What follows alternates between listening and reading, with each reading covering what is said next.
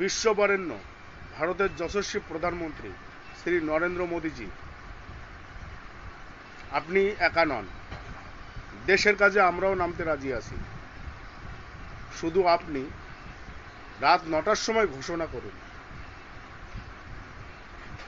Cockroach মুক্ত ভারতবর্ষ চাই, বলে ঘুমোতে চলে যান। সকালবেলা ঘুম থেকে উঠে দেখবেন ভারতবর্ষে ককরোচ বলে আর কিছু নেই।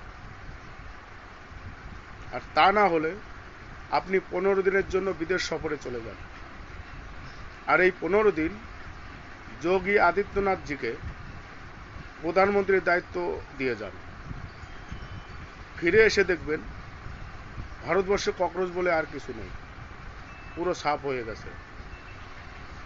জয় শ্রীরাম, ভারত মাতা কি জয়।